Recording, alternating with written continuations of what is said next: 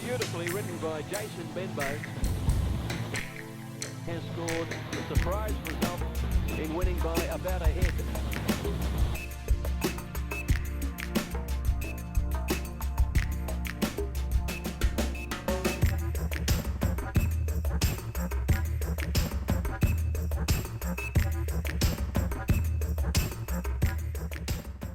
The leader, Grand Army, not responding to the whip. Our Egyptian Rain is after the Kiwi, then Great is Great, and behind them Sky Cuddle and Skewiff. Miss Potential still had the lead with 200 to go. Our Egyptian Rain is looming large, and Skewiff on the inside, running on Lad of the Manor late. Our Egyptian Rain hit the lead. Sky Cuddle dives through with Skewiff. They hit the line. Sky Cuddle has won it from either Skewiff or Lad of the Manor.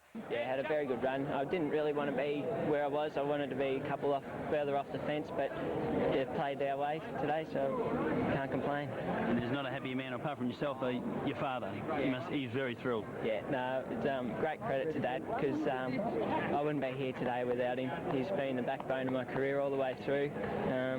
Supported me and stuck up for me from the word go, so I owe him a lot of credit. Mate, I am so stoked. What do you do, Andrew? Like, the kid had 10 rides at Geelong this morning, 6 of them were scratched. Peter Moody rang Des Gleeson and said, look, he's got 49, this horse. Can you let him ride? And Des said, you better talk to the steward at Geelong, and they let him ride. Won at Geelong and come here and ride it. He rang me and said, Dad, you're going to come from Bendigo to watch it? I said, you betcha, mate. And I had 25 each way too, $57. But I'm not worried about the money, mate. No. This is the best thing that's happened to me in racing. Proud dad, Ben Benbow. I'll tell you what, he was very, very proud yesterday. Sky Cuddle there, number 17, $51. The Peter Moody and Jason Benbow, a great story. Lad of the Manor, well, he was valiant, Lad of the Manor, and Skewiff. And we got a nice card into the race by Great is Great, and got to the best part of the track. He let down really well. That other horse just had 49 kilos and got the split between them, but I couldn't ask for more on my horse. He hit the line strong, and maybe a couple more bouncy wins, but it was a great run. Sky Cuddle's ended up just outstanding on the day. She's quite a good sort of solid galloper, and mine hit the line okay. I thought mine had no excuses today. Come off Miss Potential's back at the right time, and probably under normal circumstances with the track, she probably could have put a good half length to a 3/4 length on Miss Potential, but in this ground it became a bit of a slog, and just the lower weight horses had the last shot of it, but outstanding performance, and she's been able to hold a formal preparation. Can't ask any more than that. Hillier's going well in the run around the circle. As soon as we hit the course proper onto the straight track, the track probably goes from slow to very heavy. He just floundered in it, and with a big weight, and they sprinted. He was just all over the place. To Sir Dex in the white, just sneaking up behind the leading bunch. You watch him, and he gets into a bit of a squeeze there and gets squeezed out. We can see that the filly, Sky Cuddle, is just battling away there, one off the inside rail outside Skewiff, and looks like she might run fourth, but suddenly just gets the last little spurt on. What did you make of the race, Alfie, or Keith? Doesn't matter. Yes, look, weight, it's always the key factor. You knew the toppy was always going to just struggle a little bit, but, it identified the fact, Sky Cuddle, I just wasn't sure how strong it was going to be over the concluding stages, and with 49 kilos on its back, it does help it. But it's interesting to note where those horses come, because I just felt right on top of the Crown was just a little inferior to inside the Crown and outside the Crown. And those horses, like our Egyptian Rain, it's got to the outer of it, and the winner has got to the inside of it. Skewiff, I thought, was very, very good. Again, Infinite Grace, it will win a Group 1 one day.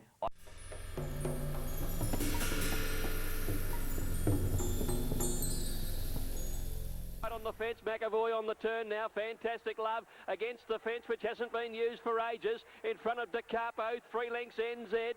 Manua King battling out wide. Dancing Daggers is coming from last. 250 to go. Fantastic Love out by about 1.5 lengths now. He's tied. Dancing Daggers is coming. Manua King stoking up very wide. Fantastic Love at the 100 metres from De Capo. Dancing Daggers, Manua King wide. Fantastic Love clings on slenderly. They hit the line.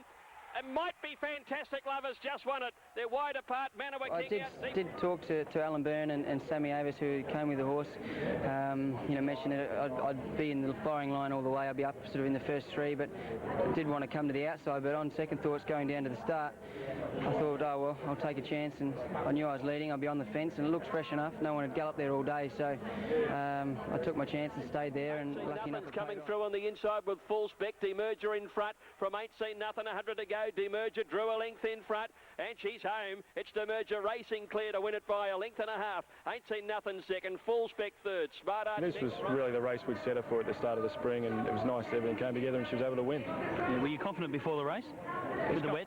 Yeah, I mean, she's always handled wet ground, so we went deterred by the wet ground, and she got through it again today. Where do you place her now? She'll probably go into the Ballarat Cup or the Eclipse Stakes, one of those two races.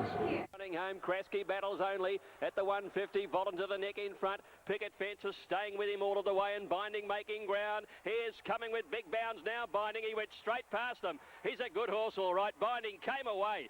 Smart win. Binding beat Picket Fence, drawing away by more than a length. Super effort. He come from last start winning Sydney at Canterbury, and they went extremely slow in the race, and he managed to gather them up quite quickly and hit the line very well. He's done a similar type of thing here today, but I wouldn't say he's unhappy on the going, but I wouldn't say he's 100% on the going. He floundered a fair bit down the back until about the 1,000 metre mark. Then when I put him out 4 and 5 wide onto the better part of the track, he picked up and travelled quite well. But I think there's some big wins in store for this horse. With the Formula One team of the Ferrari team, which of course a test roster is a Ferrari. Look, Lee thought this little bloke had ability. He ran okay at his first start, and he thought, well, roll the dice and give him a shot. And Zhang, the outsider of the field, ended up handling ready for the Emirates Airline Legends race. They're away. Alfie missed the start a little down on the inside. It's Panettery in front now from Takimi Sasaki. Chris McCarron running on from Simon Marshall and Alf Matthews, but Pat Ettery came away to win it well. Takimi Sasaki is second. Chris McCarron has got third. Followed closely then in the field by Kevin Moses and Alf.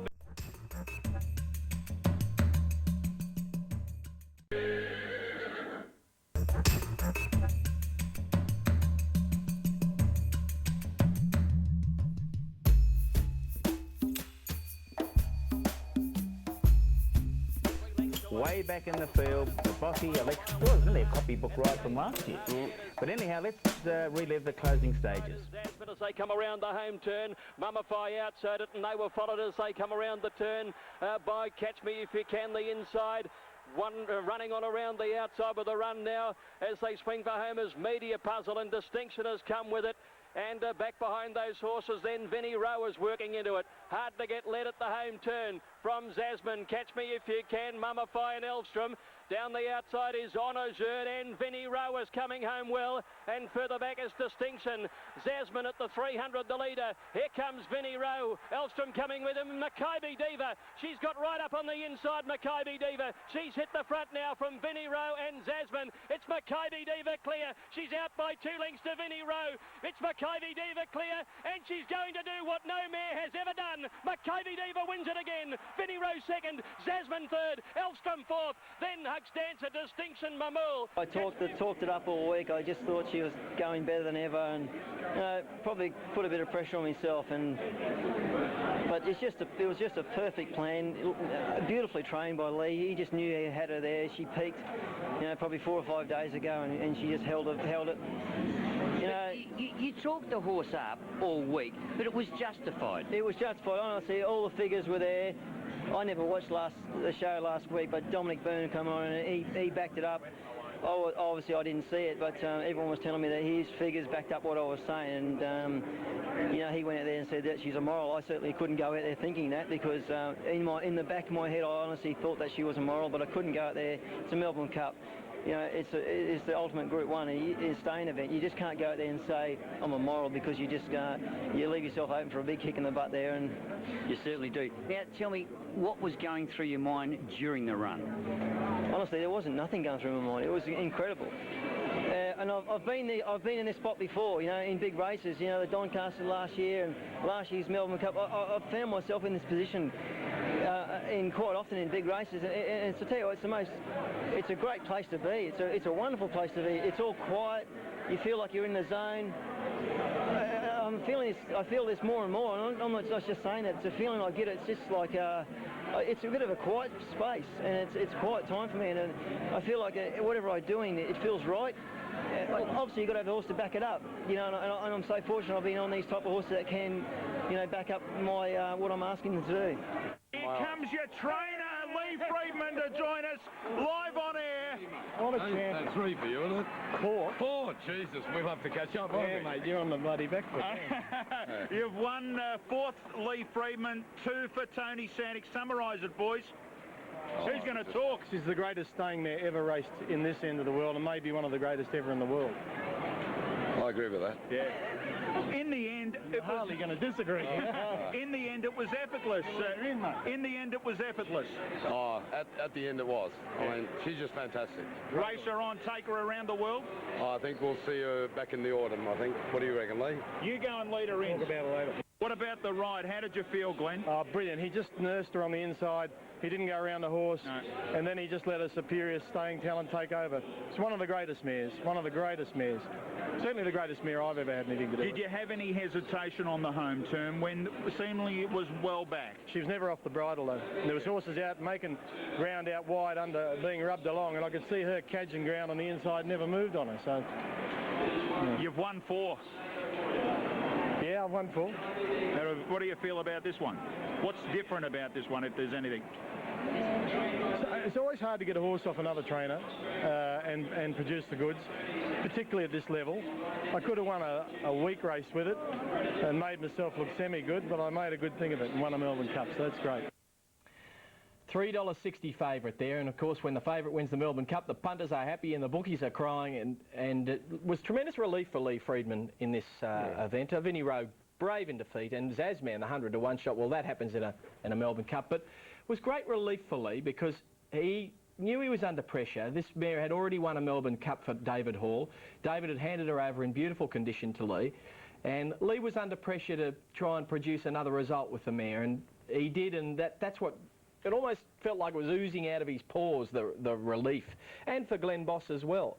They just felt under pressure this year, and they probably shouldn't, but they did, and the mare delivered big time. Glenn Boss plotted a path along the inside and seemed trying to get away from the worst of the ground on the inside. That was very deliberate to get away from that, and when he hit the mare with the stick, just here, she ran back into the bad ground, and he had to straighten her up and get her back off it again, just to make sure that old Vinnie didn't raise another effort, because he was going to. Yeah. He's a brave horse. He went right around the outside. I'm a critic of the ride, I'll tell you that right now. I know people say that's the way they ride them in Europe, but gee, I thought he did it tough, Vinnie, with a big weight.